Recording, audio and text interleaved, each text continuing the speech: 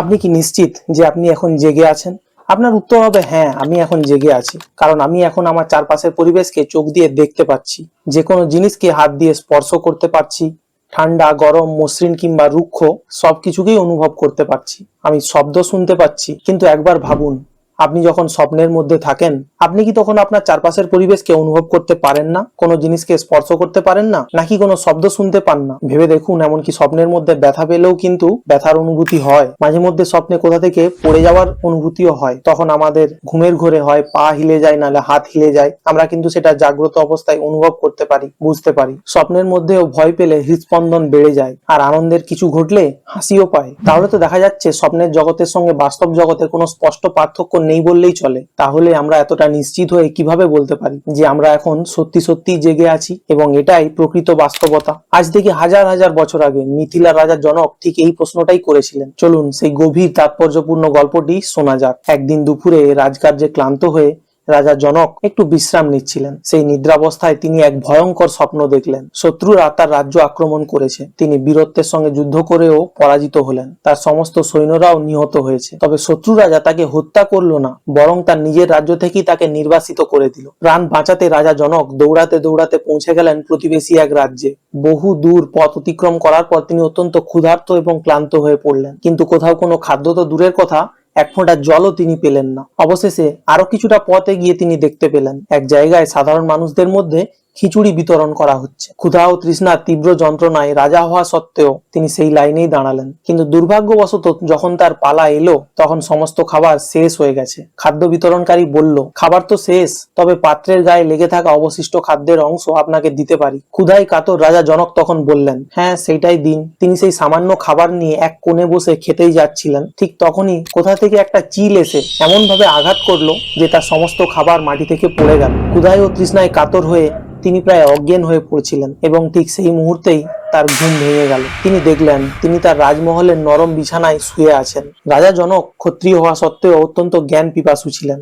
ঘুম ভাঙার পর তার মনে এক গভীর প্রশ্ন জেগে উঠল। স্বপ্নে যা দেখলাম সেটা সত্য, নাকি জাগ্রত অবস্থা সত্য?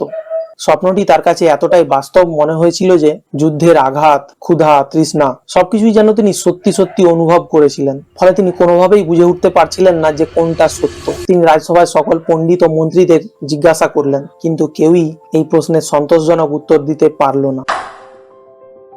সেই সময় মিথিলায় ছিলেন একজন মহান ঋষি, অষ্টাবক্র মুনি। তার শরীর এক অভিশাপের কারণে 8টি স্থানে বক্র ছিল, তাই তার নাম ছিল অষ্টাবক্র। রাজা জনক তাকে স্মরণ করলেন। অষ্টাবক্র মুনি ত্রিকালদর্শী ছিলেন। তিনি দূর থেকেই রাজার মানসিক অবস্থা বুঝতে পারলেন এবং রাজসভায় উপস্থিত হলেন।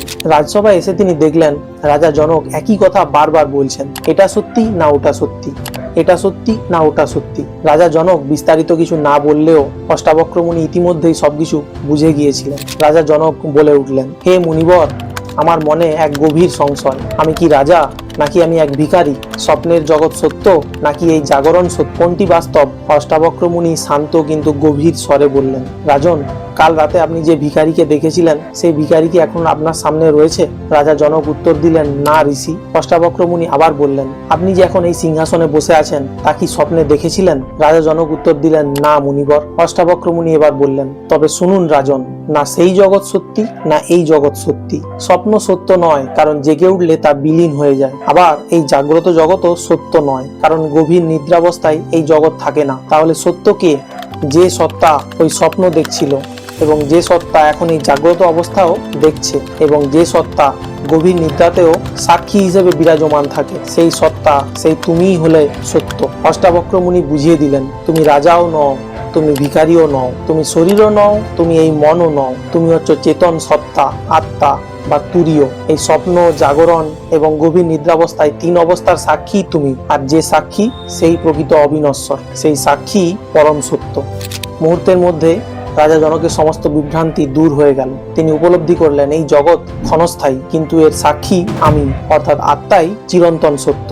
না হং দেহ ন মে দেহ বোধহমিতি নিশ্চয়ই। না আমি এই শরীর, নাই শরীর আমার, আমি চৈতন্য স্বরূপ। বন্ধুরা, আমরাও প্রতিদিন এই জীবন নামক স্বপ্নে ডুবে থাকি। সুখ, দুঃখ, লাভ, ক্ষতি, অষ্টাবক্রের এই শিক্ষা আমাদের মনে করিয়ে দেয় এই সবকিছুর ঊর্ধ্বে যে শান্ত, নিরাসক্ত, চিরন্তন চেতনা, সেটি আমাদের প্রকৃত সত্তা, আমাদের প্রকৃত পরিচয়। নিজেকে জানুন, তবেই মুক্তি। এবং ভিডিওটি এতদূর দেখলে অবশ্যই আপনাদেরকে অনেক ধন্যবাদ। এবং আপনাদের কেমন লাগলো ভিডিওটা কমেন্টে জানাবেন। ভিডিওকে একটা লাইক করে চ্যানেলটাকে সাবস্ক্রাইব করবেন এই ধরনের ভিডিও পরবর্তীকালে দেখার জন্য। ধন্যবাদ।